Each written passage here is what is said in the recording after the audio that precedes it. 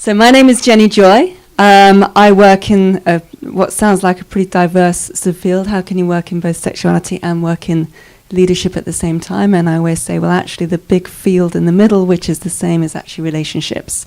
So relationships and communication is always the core fundamental that links those things together. I describe myself as a tantric sexologist, which means that I blend clinical sexology with the sacred arts of the energy arts of Tantra.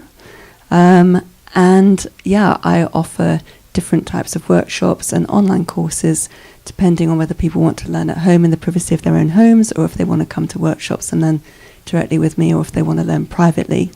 That's what I do. So many years ago, I worked in advertising and marketing. I was very well paid to use the prefrontal cortex of my brain, doing lots of strategic planning and thinking and scoping and all of those things. And these days I work in a discipline which is all about getting back to the body, understanding the wisdom of the body, and really finding our true sense of self.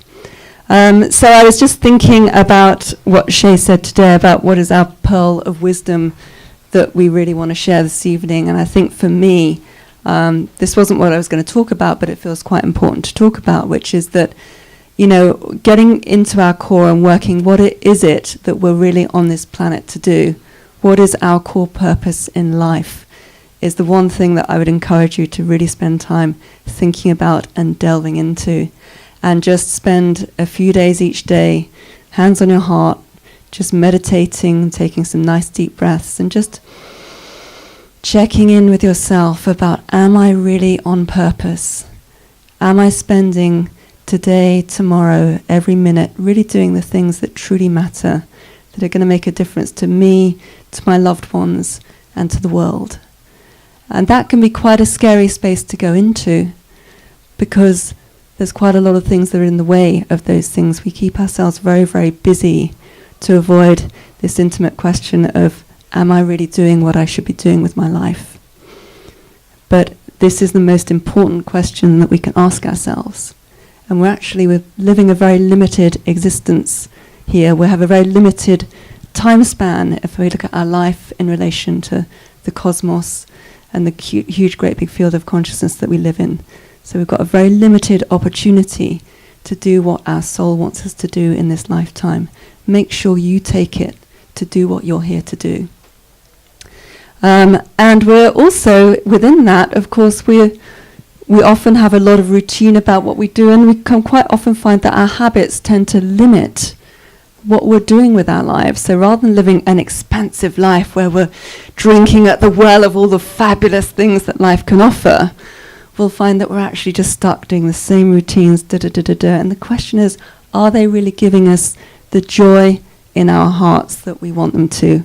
Are we really living our full potential with our lives? And that really, for me, is what the tantric path is all about, is about living our full potential in all of its guises. And it's not just about sex. Tantra is very famous for being about tantric sex and sting and all of those things. But a big part of Tantra is understanding that we are energy beings.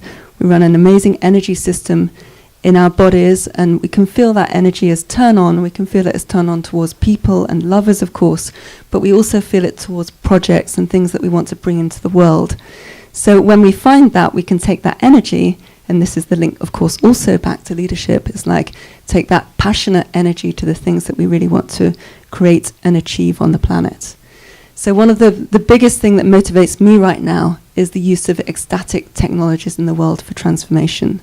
So from a place of where we are right now, we're living in a world which is facing a large number of crises. We're living in a very limited way. And if we can actually use technologies to expand consciousness so that we can find new solutions for the way that we're treating the planet, then that for me is going to be what saves the world, saves planet, saves relationship, and brings us back to a place where we're truly living from love. So that's my big piece. And the good news, just to bring it back on topic after getting a bit serious with you all, is that is a journey through the senses. And this is something that ancient tantrics understood very well through the tattvas, is that we live life through the senses, through our sense of sight, through our sense of sound, through our sense of smell, through our sense of taste, and through our sense of touch. And so if we really want to live life more fully, if we really want a more ecstatic life, then all we need to do is to sort of turn on and tune into our sensory awareness in a much better way. And sensory awareness works in a number of ways. We've got the principle that actually, especially when we're living in cities, we tend to kind of contract and crowd out a lot of noises and bangs and images and things that we don't want to see.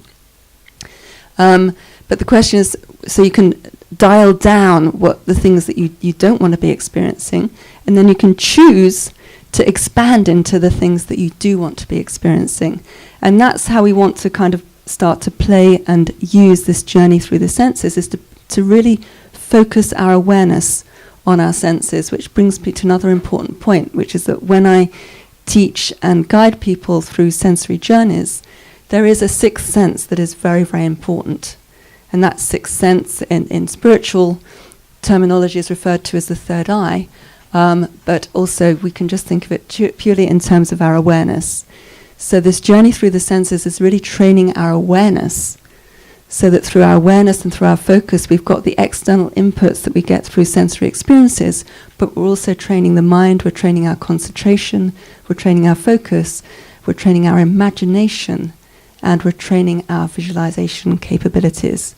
And as we train those, they will all up the oomph on the sensory experiences that you're able to have and to experience.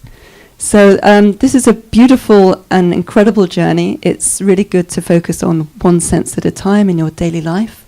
I like to think of it as having a sort of two-pronged, myself, I teach it on a two-pronged approach.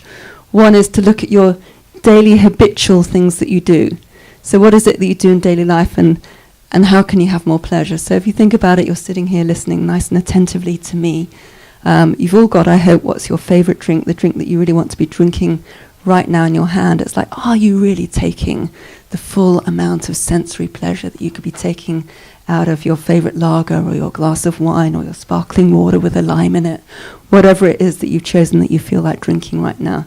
So savoring whatever experiences that we've either chosen or that appear in front of us is really, really important. And we can do that in every single moment.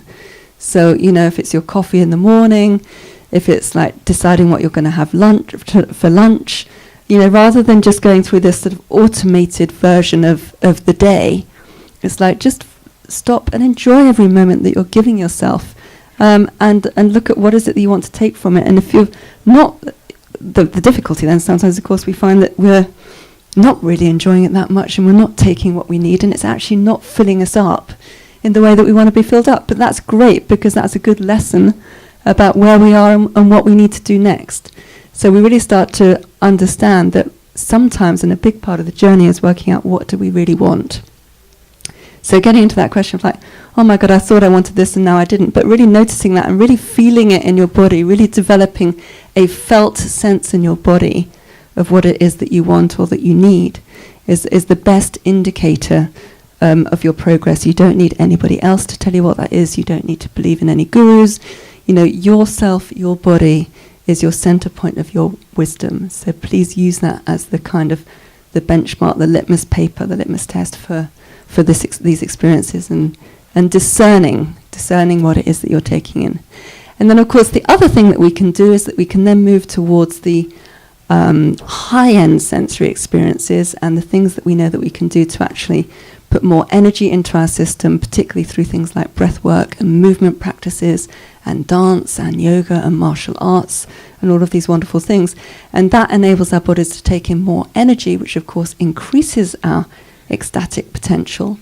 And then we get to the other side, which is this piece of ecstatic technology, which is we can then take ourselves into not just incredible pleasure states where we can go surfing for a long time and have lots of fun, but we also take ourselves into what I like to call the orgasm portal, which gives us a heightened sense of consciousness, a heightened sense of awareness, and it shows us a vision of where our lives are really intended to go.